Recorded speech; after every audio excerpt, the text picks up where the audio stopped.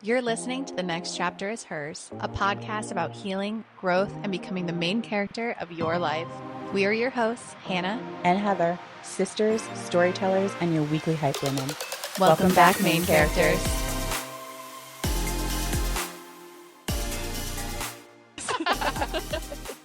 Okay, so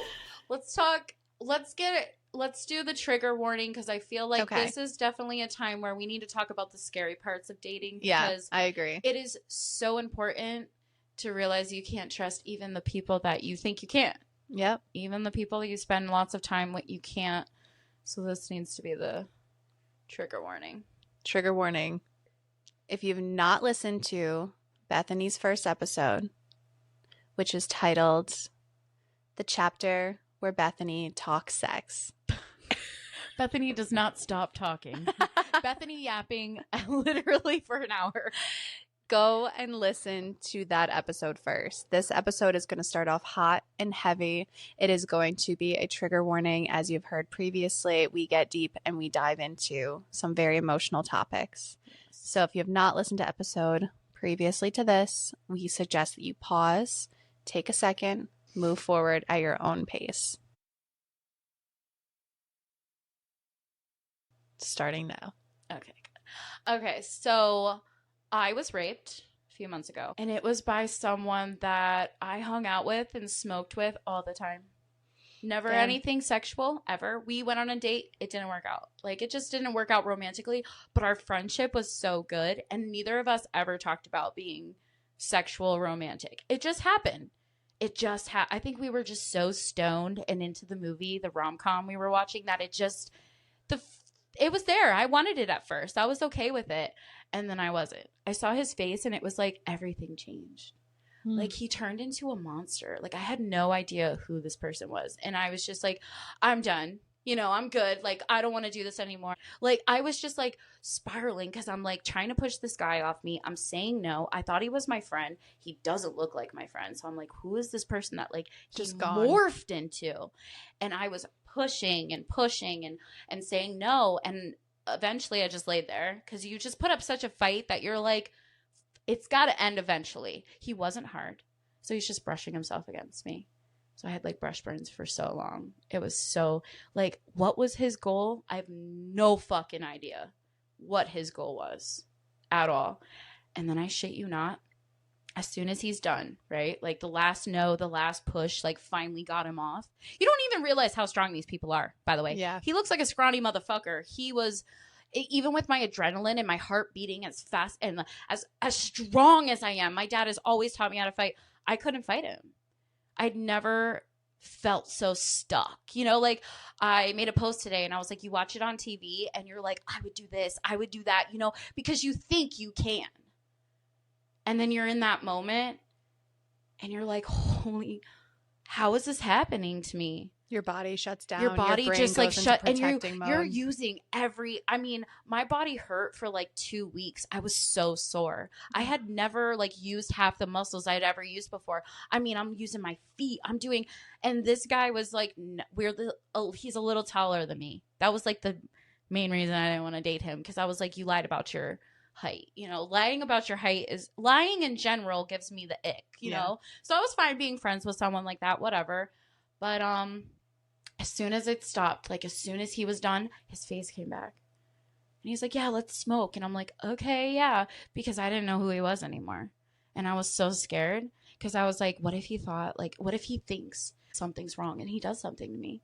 Right. Because I watched a video and a girl like made the guy think that it was her fault that she got raped.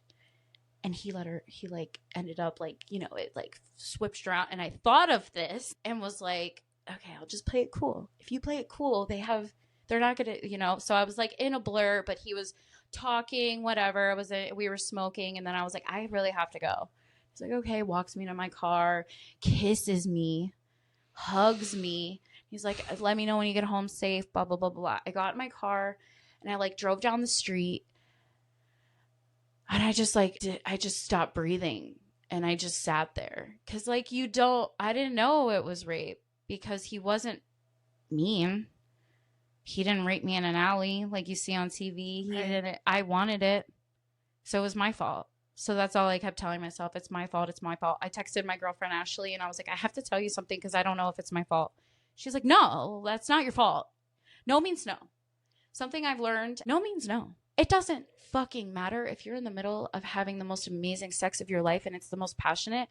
If you want to stop and say no, that means fucking no. That means you stop doing what you're doing and you stop. Like when Shia LaBeouf was raped and people made fun of him, I felt so terrible for him because I'm like, people are making fun of a man getting raped. When you don't want something, you don't fucking want something. How are you to talk about that? How?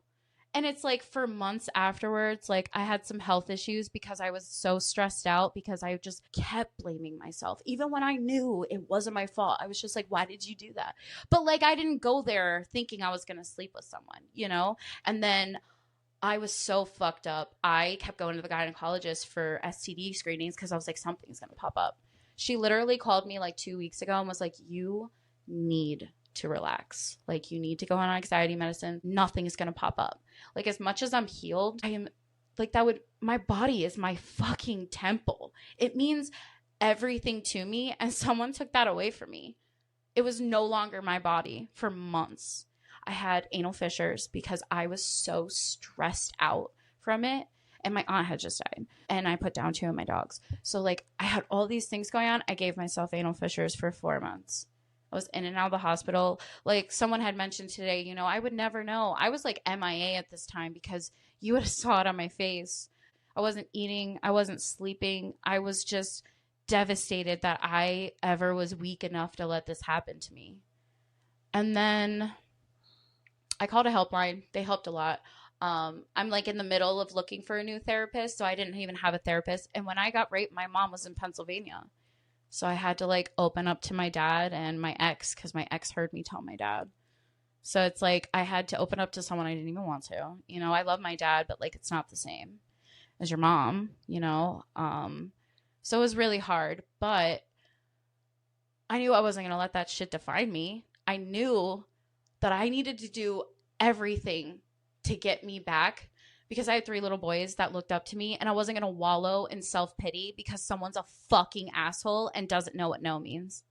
So I worked so hard, not just like physically, but internally, mentally, emotionally on just feeling better, doing more for me, going out for me, being with my girlfriends for me.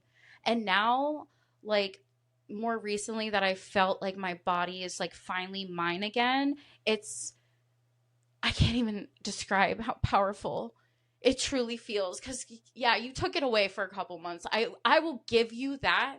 You totally fucked me over for a couple months, but that was it because I'm a fucking fighter. And every single day I wake up and I'm so proud of me because like I could have let it change me. Like when I was going through like the anal fissures too, like the most excruciating pain I've ever been through in my life. And it was a constant reminder that I was raped every single time.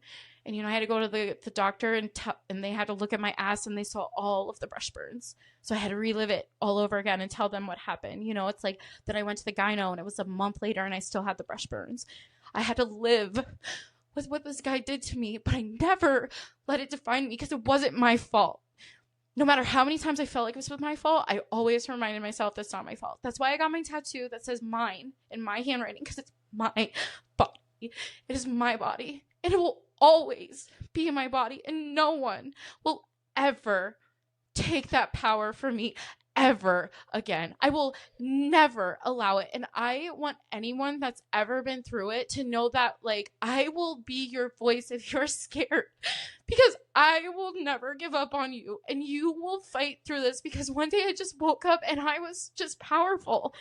I don't even know how it happened. I truly just woke up and felt like, wow, like I'm smiling like I used to. I used to just fake it. I used to sit in the shower and cry because I was in so much pain physically, emotionally, mentally, because like, you know, when you're blaming yourself for something that's totally not your fault. And like, you know, my mom, God bless her, she just didn't know what to say, you know, and it's like you'll never have words to say. because nothing makes it better. The only person that makes it better is you. You got to wake up every day and remind yourself how fucking brave you are that you got out of that. It doesn't matter if it happened. That doesn't make you weak. That makes them weak. What does that prove? What does raping you prove? How fucking weak that man is. He can't even get a normal woman to fuck him. He has to rape them. You're a fucking coward. And I always say, I hope that the day that they fall in love, their dick falls off in the middle of it. Always. I hope it just falls off. You're a piece of shit. You're a terrible person. And again, it could happen to men and women. And no one should ever be talked about. If a man gets raped and you make fun of him, you deserve all the bad that's coming. We're people. You don't want something, you don't want something. Would you want someone to come up and shave your luscious hair? No, you don't. But what if someone did? It's out of your control. You try so hard to make it your control, but you can't. You can't. You don't realize it till it's you. I always was that person. It's like, I would have done this. I had pepper spray in my car. I had a knife in my car. I've always been prepared. My dad has always made me prepared. You don't get prepared for when it's someone close to you. You don't think it happens because I've never had someone not stop. I've said no so many times, like just from bad feelings. No one has ever not stopped. So it's like to have someone not stop and take that power away from you and like go through the whole thing, not being hard too. So you're just rubbing yourself aggressively against someone who's literally like crying, telling you to stop. It's just like you're a monster. You really, and I received so many messages. I couldn't read them before I came here because it was making me so sad how many people it's affected go through. And it was so many men. And I think that's what hit me the most is that they probably have never told anybody because like they get made fun of. I'll never forget like the people in class making fun of Shia LaBeouf. And I was like, who the fuck is like, could you imagine having sex with someone you don't want? Like, you just don't want them. You're not getting hard. You don't want them, but they're still forcing themselves on you. That's what he went through. How does that make it okay? Because it's a man that, like, what? You know, it's just, like, mind-boggling how much rape culture is just accepted. It's just accepted. They don't even go to jail that long. There's people in jail for having weed longer than they brutally rape and ruin these girls' lives. I mean, I can't imagine that walking somewhere or like think of the people that are jogging and they just want to fucking jog. I don't go anywhere alone. I don't even get groceries. He ruined a lot, but he didn't ruin everything. I'm very particular about who I meet. It made me stronger in a way I needed to be. It opened my eyes to just so much more. And it made me so much better and so much stronger and so much smarter and braver. And I feel like some things happen so people can tell their stories so then other people aren't alone. I wasn't gonna let that take over me. I wasn't. For a while I was like wanting to give up, but I never did. I couldn't. I had 3 little boys looking at me that, you know, like were seeing me cry and miserable, and I was like, I can't live my life like this. This man can't take everything from me. He can't. He took one night. He took a couple months. He took away some trust. He didn't take away Bethany. He made me so much stronger. You didn't deserve to learn that way. And you don't deserve to call him a friend. No, he's definitely not a friend. But I really thought he was. Talked about everything. He knew so many things. It was like being with a brother friend, you know, like a gay best friend. That's how I looked at him, even though he wasn't gay. We told each other everything. So it's like, was that your plan the whole time? Were you just waiting for the day to happen? You can't trust people, even when you think you can. You really can't. And that's what's the scariest part of dating. Because you think you're with someone, and then all of a sudden they snap. I've been with some guys like 2 months in, and they fucking snap. Gentlemen to fucking narcissistic assholes. And I'm like, oh, I've already been through this. I won't do it again. Like, the trash always takes themselves out. Always. One way or another. I just want to take a minute to, one, thank you for telling your story, because there's so many women who never find the power to tell their story. And like you said, like, I will be your voice if you need a voice. And there's so many women that don't ever find their voices. Yeah. And I'm a firm believer that hearing someone else talk about, especially something like this, right? It allows them to free themselves in a way that Yes. they can't unlock themselves, right? It's like you almost just like unlocked a jail cell for them where they can take that Exactly. deep breath and say, This happened to me. Safe space. This is a safe and it's not my space. fault. It's not your fault. It will never, even if you were like, I'm telling you, you could be in the most amazing love making of your life and you could just want to stop. And that's okay. But not stopping when you say no is never okay. It is never your fault. Once you say no, that's it. One time. That's it. Rape. That's rape. No means no. One no means you're raping me. And it doesn't matter if they're your friend. Doesn't matter how who close the fuck you are. it is. Right. And you tattle. I didn't tattle right away. I didn't know how. I told a cop friend, gave him his info, and he was like, I'll take care of it. And he definitely took care of it because the guy was bothering me for a while, finding me on apps, messaging me like we could try again. Like, what? He just doesn't see it. Like, he doesn't see it. So a total disconnect in the brain. So I sent it to the cop friend. I never heard from him since. So, yeah, I was scared. And I was embarrassed. And I thought they would just say it was no big deal because I wanted it. You know how many cops do that to my friends? Like, yeah, you wanted it, though. But I didn't, though. I did. Until you didn't. Until I fucking did not, and I said no. And I pushed. Like, I don't know. I kept thinking, maybe I should pretend to enjoy it. Maybe that would get him off. I remember Oprah saying to pee, but I was so scared I couldn't pee, which was pissing me off because I was trying to pee, but he was also pushing so hard against me, I couldn't pee. So then I'm like, damn, like, I need to think of new ways, you know, because, like, I will never forget that I was, like, 10 and Oprah put it on TV, and my mom's like, watch this. And then there was, like, putting your thumbs in their eyes. Oh, like, but like tactics on how to. Kind of, like, he was so, like, aggressively holding on to me, I couldn't move my arms at one point. So then that's why I was trying to pee. I was just like, I'll pee. I'm like, please pee. I'm in my head. I'm like, please pee. I know you have to, but, like, I just couldn't. You're, like, so disconnected from your body. Yeah, you just don't. Protection mode. Once you're, like, at that point where you, like, no, you got to give up, you got to give up. There's nothing you could do. There's nothing you could do. There's nothing you could do. I tried so many different things. So as soon as, like, I just kind of, like, laid there and nothing was happening, like, nothing, no movement, eventually it was, I think he was just like, okay, like, this isn't, nothing's happening. Want to smoke? Right. I was just going to go back to that. I feel like the most terrifyingly relatable thing that you said was when it all ended, I had to act like everything was fine. Yeah, because like, you were fearful of what else he could do. If he snapped in that moment, what else was he capable of? I mean, his whole face changed into a monster, and his body looked different. Everything about him looked different. And I was like, I don't even know this dude that I've been hanging out with for all these months that I learned all these things about. Like, I didn't know it. Like, I didn't want to. I was just like, all right, yeah, we'll smoke, whatever. And then I was just like on my phone pretending someone was like needing me. And I was like, I have to go. And he's like, okay, no worries, no problem. I'm like, okay. You know, it's like weird because that's what made me blame myself. I was like, he wasn't even mean. And he wasn't even phased. No, not a girl. He like immediately messaged me as I left. Like, can't wait to see you again. As if it was an enjoyable time. As if I wasn't crying. Like, I'm telling you, I don't even think he saw my face. I think he blacked out and turned into whoever he turned into.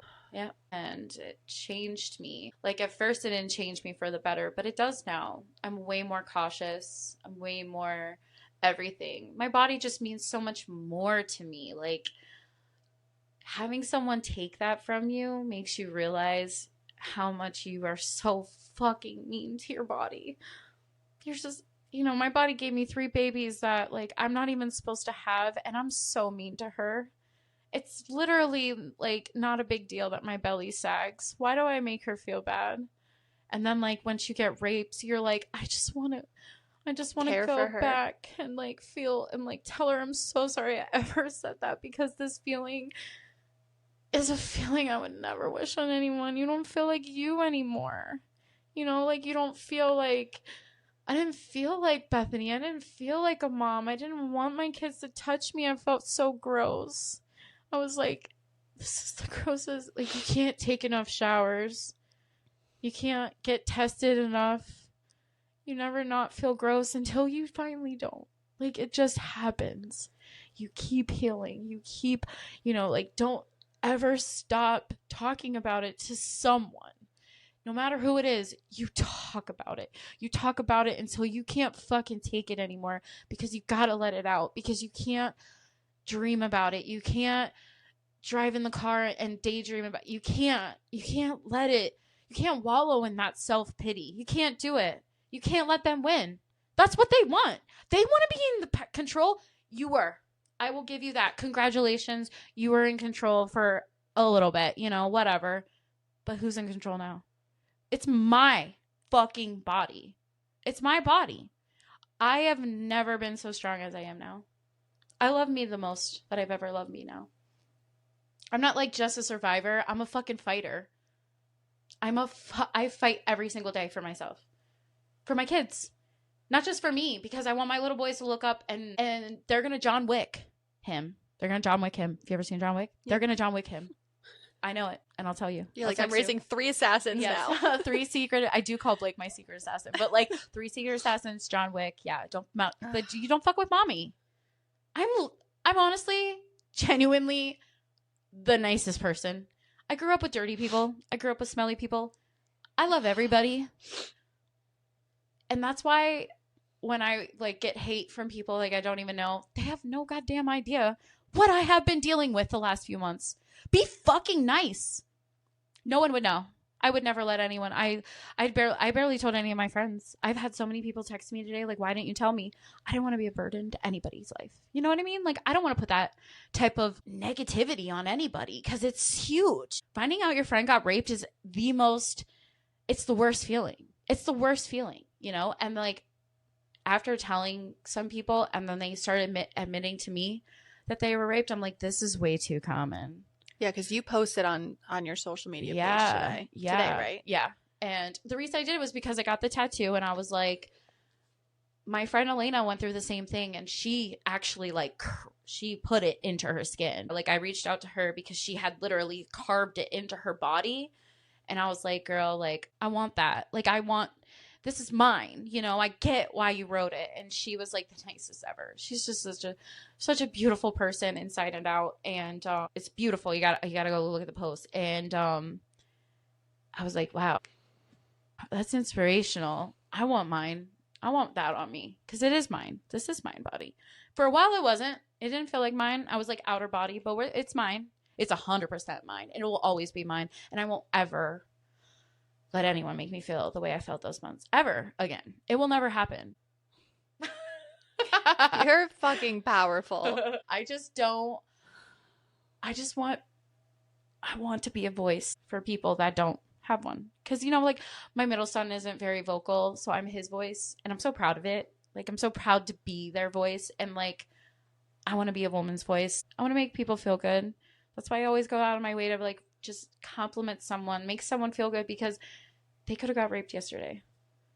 You don't fucking know. Their mom could have died this morning. You really don't know. And you're being mean for what? Like, there's been times where I would like walk and I'd be like, man, I wish someone would compliment me. Make me feel some type of worthiness, because even saying like you have good skin, it goes a long way. I was pregnant as hell with MJ and my hair was falling out. My skin was turning like acne crazy, like feeling the worst about myself I think I've ever felt in my fucking life. And I'm sitting at the nail salon getting my nails done, and this lady looks over at me and goes, "You look like a prettier version of Cinderella." I shit you not, I have never cried on the spot like that in my life. I was like, I was having the roughest morning. I've cried all morning. Like, you just made my whole goddamn day. And I felt really beautiful the rest of the day. You can change anyone's whole mind if you can just be a little kinder. You never know what someone is struggling with, ever. I feel like I need to hug you right now. Yeah, I think we should take a break. Let's take a break. We'll come back. Let's hug. We needed a hug. Yeah. Absolutely. Bethany, I'm going to put you back on the floor again. Okay. My favorite. The Yapper's favorite place.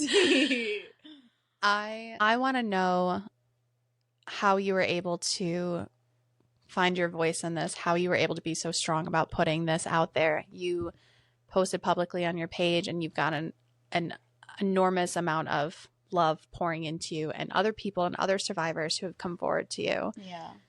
What do you think helped you find your voice the most? My village, my parents, my friends, everyone I ever leaned on, anyone I ever told the story to that reminded me it wasn't my fault.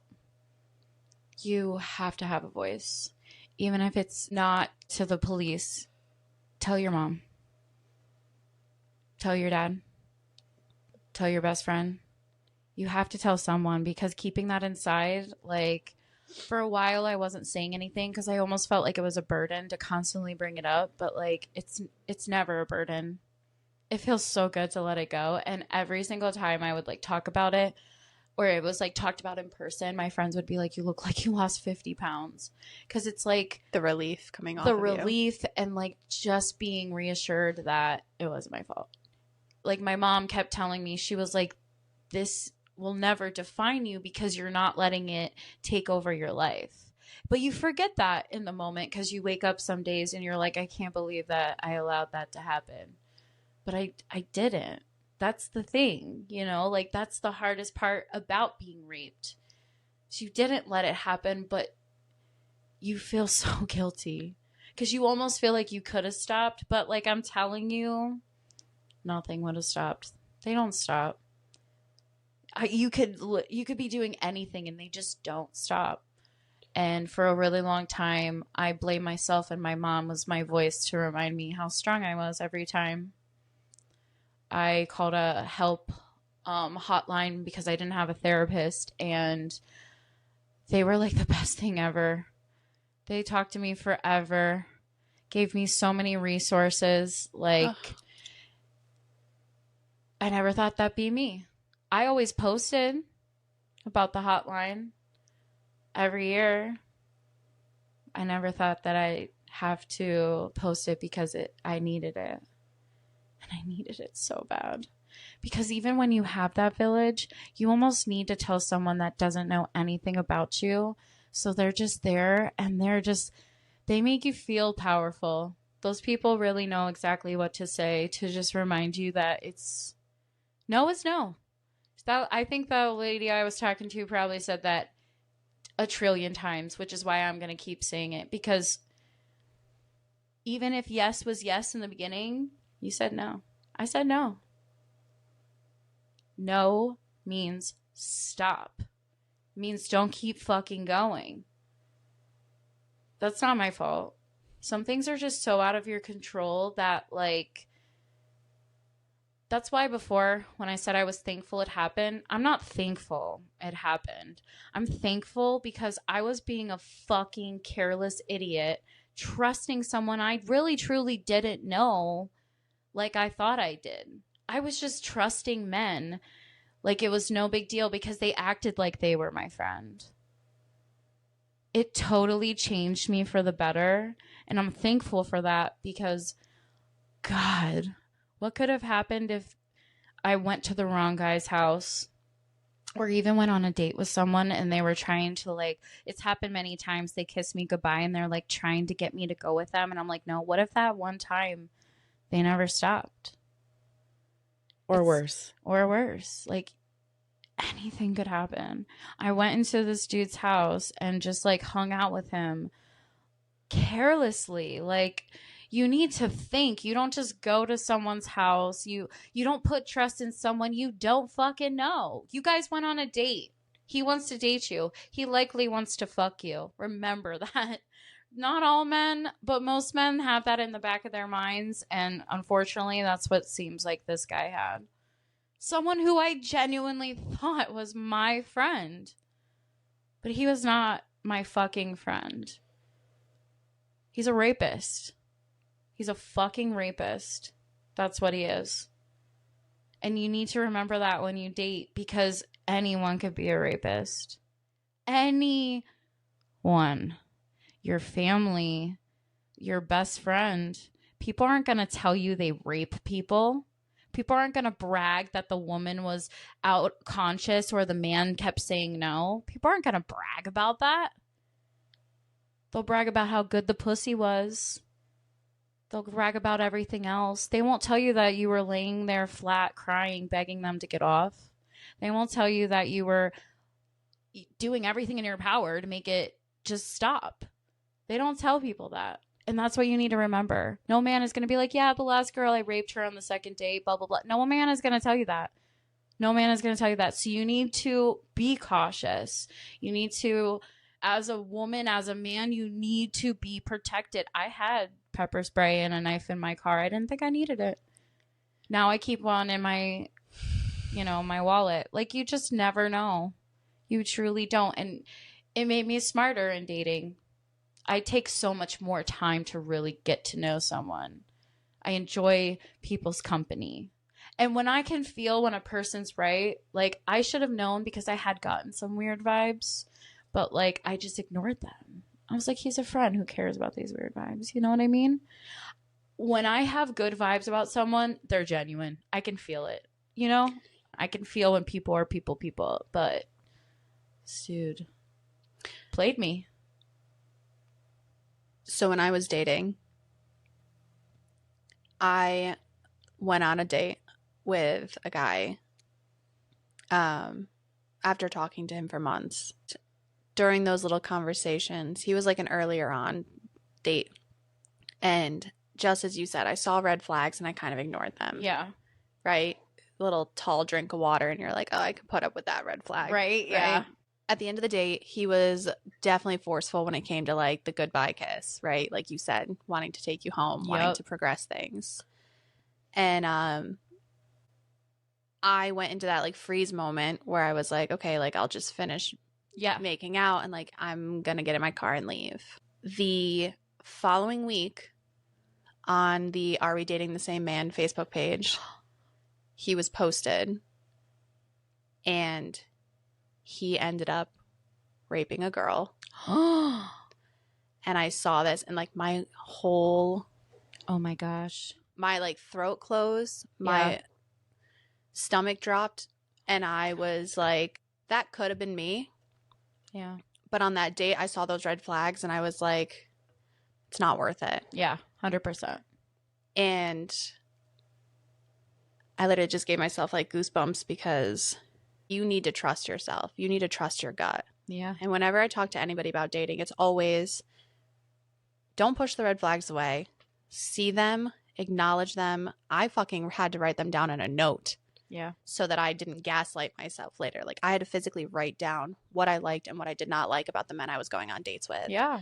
Because I was getting into that cycle of gaslighting myself, or I was getting into that scarcity mindset thinking, I'm 32, I'm single, I want to find like my true love, whatever it was. Yeah. And you gaslight yourself. And it's like, if I could give one piece of advice to women, it would literally be stop turning away from those red flags. Yes.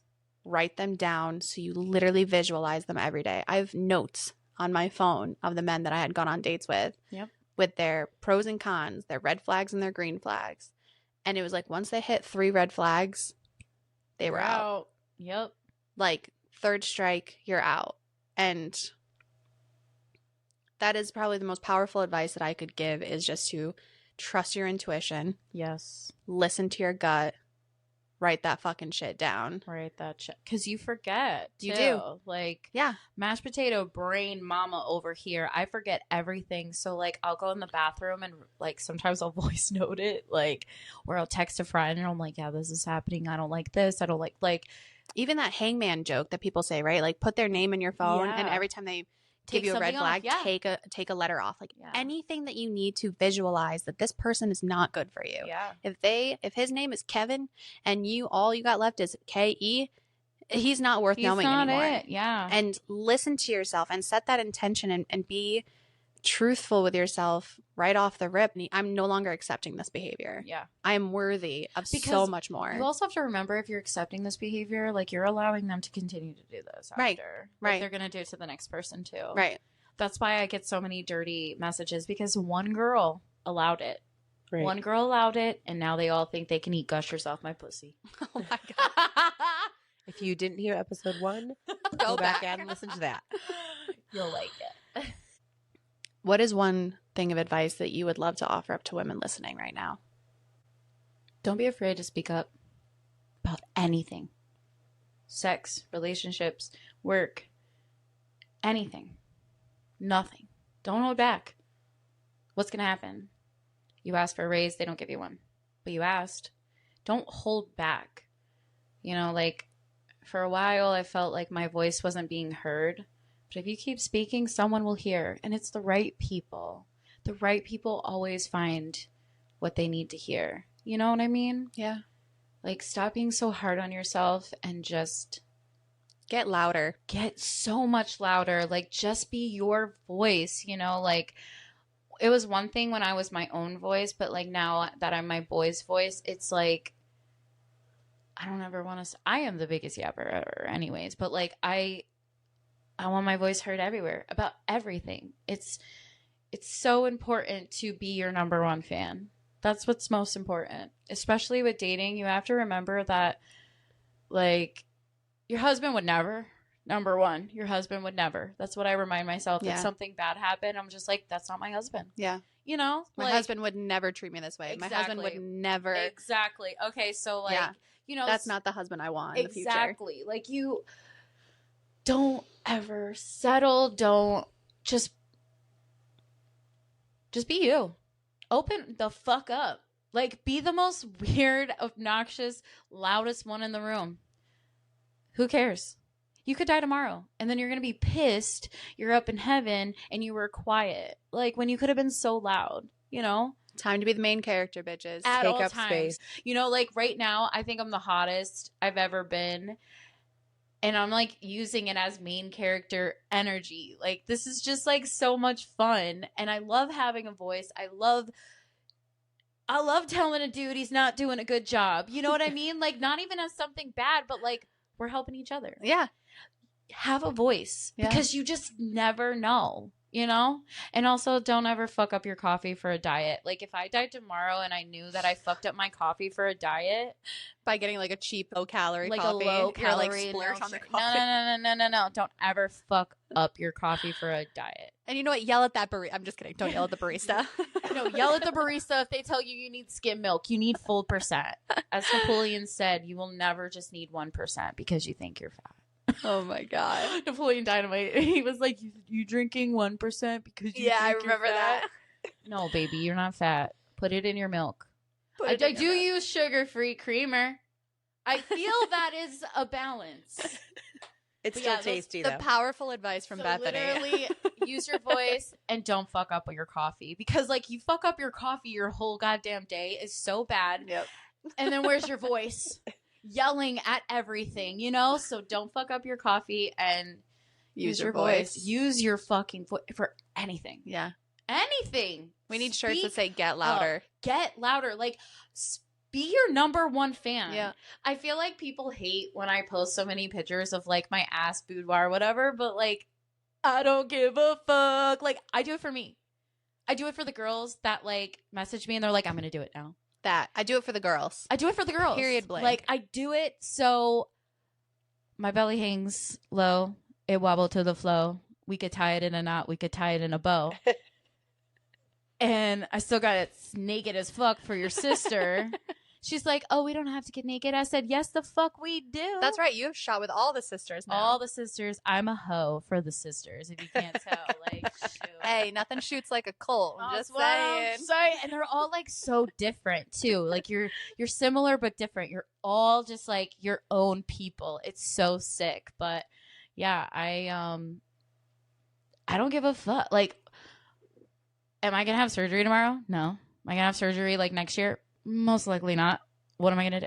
Just hang with it. We're hanging. Literally, we're hanging. With your belly, you're With my saying? belly. We're hanging. Oh, Yeah. she's beautiful. She is. We She love is. her. I mean, I have the muscle detachment, so there's physically nothing I could do. I have to have surgery eventually. But, like, But, I don't like, give what a fuck. Soft little pillow What is that? to, like, That's what I'm saying. I'm the lay on. softest person ever.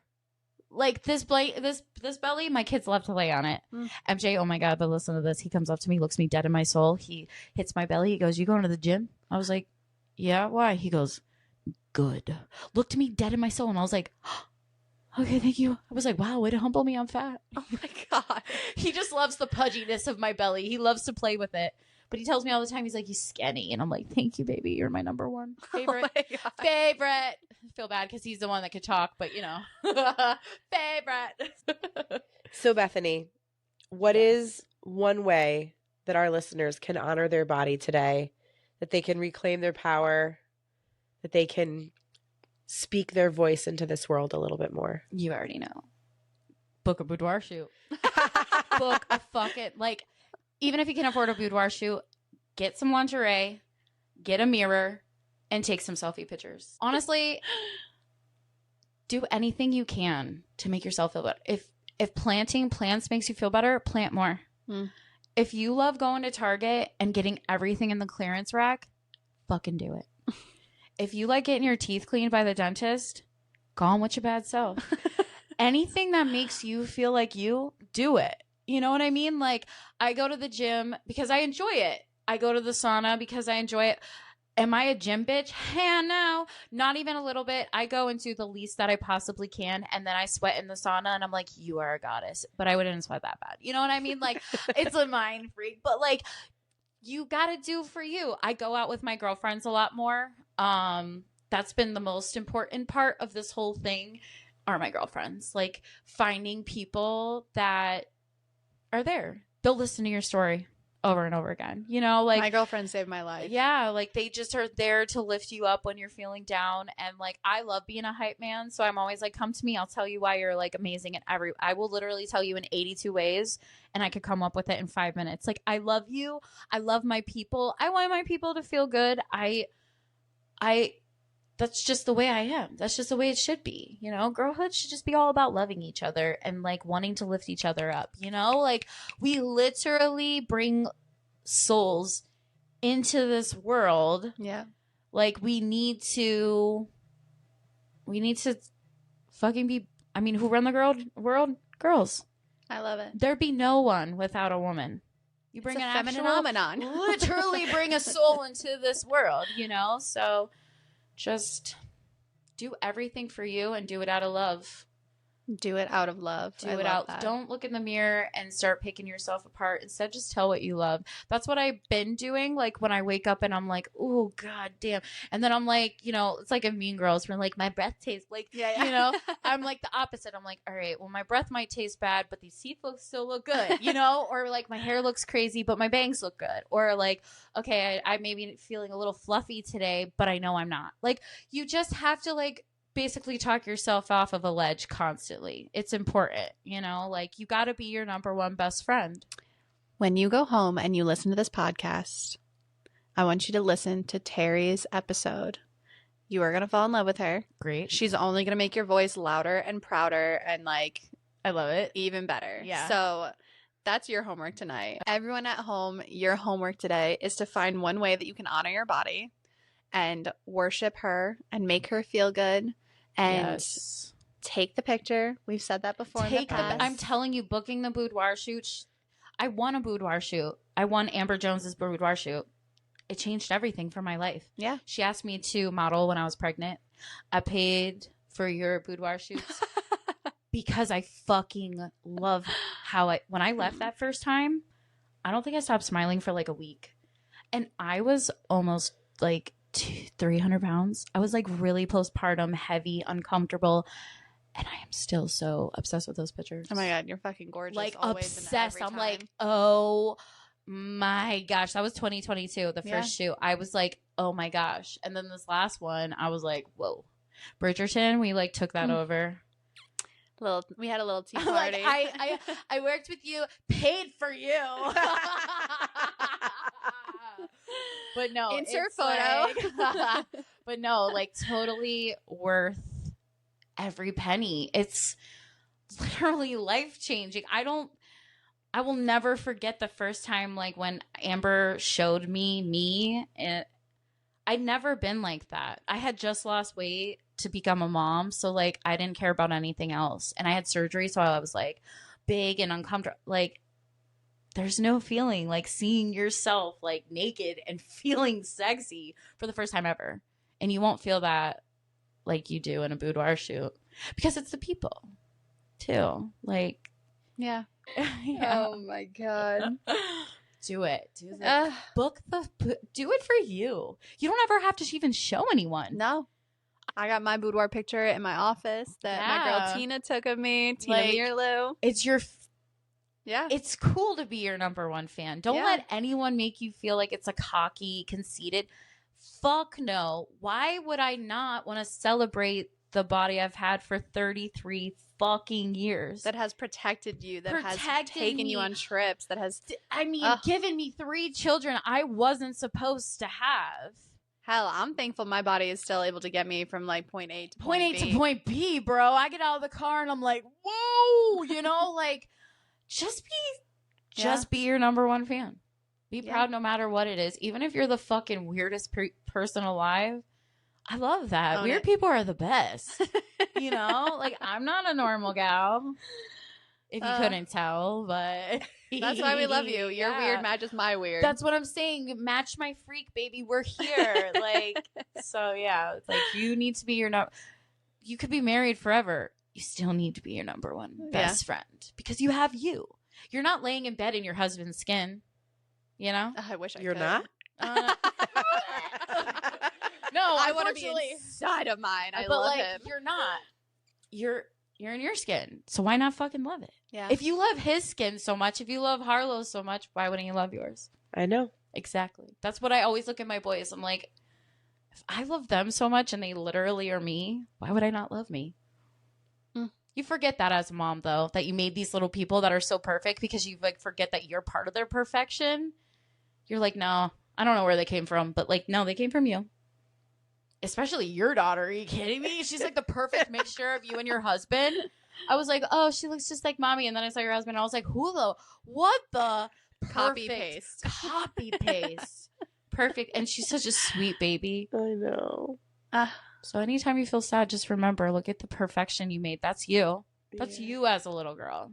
That's you as a little girl. Oh, I say that all the time. She looks just like you. She's Hannah. Yeah. That's your and baby. what a gift it is to like love and yeah, cuddle your like little mini version of you. The like she's gonna miniest. grow up and become something so much more amazing because look at all the support That's she what has I'm around her. saying. Like, that's what you want. So anytime you feel sad, just remember Harlow would never want that. That's what I remember. My boys would never want me to feel ugly. Because then I'd be calling them ugly. And they are so far from it. They cute. ugly when they bad and they rotten. But they still so cute. That's why they get away with everything. So remember that. When you look in the mirror, Harlow's there. Like inside. That's a baby Harlow. And she deserves all the love. All of the love. No matter what you went through. Because I know you guys went through it. I know it wasn't easy. But you two are the most beautiful people I've ever met. And your sister too. Like the way you guys glow inside out. I'm so lucky to be your friend. Sister. Like, correct that. You're so lucky to be one of our sisters. I am so lucky to be a sister. Like, I am just in awe in the both of you. And that's why I wanted to be on this podcast so bad, because like I am so proud of you and I love bragging about you. Like I could see you once a year and I'm just like, that's my best friend. I love her. Like you mean so much to me and you've really helped me become the woman that I am today. You really, that boudoir shoot was my 1 year postpartum gift, but it was the first time I was single doing something for me.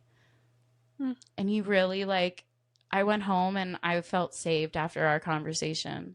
I just felt good. It felt like, wow, like this is a girlfriend. I didn't have a lot of girlfriends that were nice. They were competition girlfriends, you know, like they competed with me. So like to have genuine people like you guys, it's like, it means everything. So just know like what you're doing is incredible. And even if 2 fucking people hear it, you changed so many women's life. And those 2 people listening are so lucky that they get to listen to you guys. Okay, we need to end this because I'm going to start crying. But seriously, like, I'm just so proud of you guys. I think this is so awesome. Everything you do. You are all about women. All over. I mean, you're taking naked pictures of women and couples. Like, you do everything. That's awesome. Like, And you were going through the hardest time and lost your mojo. And we got together. Your mojo came back and it's never stopped mojoing. Did you notice that? We got back and you met your man like very close after that.